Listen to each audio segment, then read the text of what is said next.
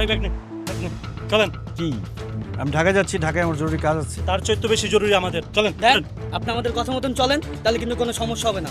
আর যদি জোর জবরদস্তি করেন তাহলে কিন্তু সমস্যা হয়ে যাবো। ব্যাগ দেন, দেই ফোন মোবাইল লো। আরে ফোন দেন। কথা বলবেন না, চল চলেন। চলেন।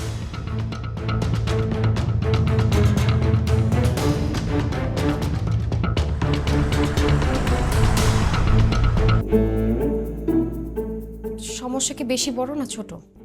কিসের সমস্যা? ফুপু সমাধানটা কি?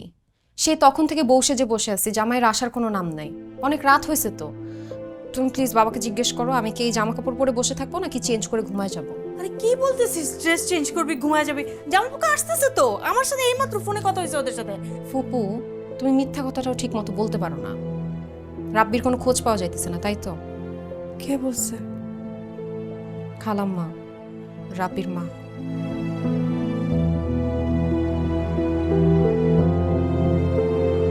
তোমাকে যে ছেলের খোঁজ খবর নিতে বলছিলাম, তুমি কি ঘোড়ার ডিম খবর নিছো? হ্যাঁ, ছেলের ফেসবুক আইডি জানো, ইনস্টাগ্রাম, হোয়াটসঅ্যাপ এসবের খোঁজ খবর নিছো? এগুলো জেনে কি হবে? আরে কি আশ্চর্য, এগুলোই তো এখন ইম্পর্টেন্ট খবর। এই যে এখনকার যুগে দেখো না, ছেলেরা এক একটা বিয়ের জায়গায় 10-12টা বিয়ে করে রাখে। কি সব আবল তাবল কথা বলতে, তোমার না মাথা পুরা গেছে? যাও সরো সামনে থেকে। আসছে একটা ঝামেলার মধ্যে রয়েছে, অজানা বিভীষিকার মধ্যে রয়েছে উনি, ওনার রঙ্গলি। চলো। আসতেছি।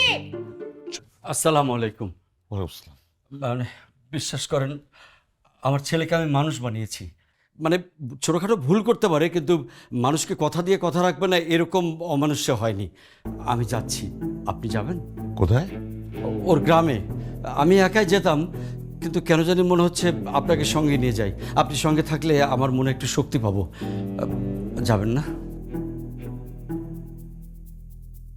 ঠিক আছে সামাদ, তুমিও চলো। হ্যাঁ হ্যাঁ। ভাইয়া একটু শেলিকে। বাবা আমিও তোমাদের সাথে যাব।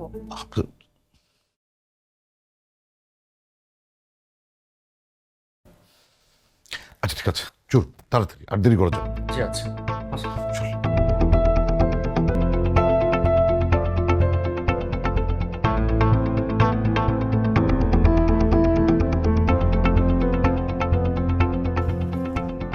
স্যার, আপনাকে আর কষ্ট করে ঢাকায় যেতে হবে না। ঢাকার সবাই এখানে আসতেছেন। মানে ঠিকানা পেলো কিভাবে? স্যার, ঠিকানা আমি দিয়েছি, কারণ চাচা চাচি সহ 2 বাড়ির সবাই আপনার জন্য টেনশন করছে। আর আপনি এদিকে রুগী দেখছেন, তারা টেনশন করতে করতে তারা সবাই রুগী হয়ে যাচ্ছে। এটা কি ঠিক স্যার? এই চুপ করো তো।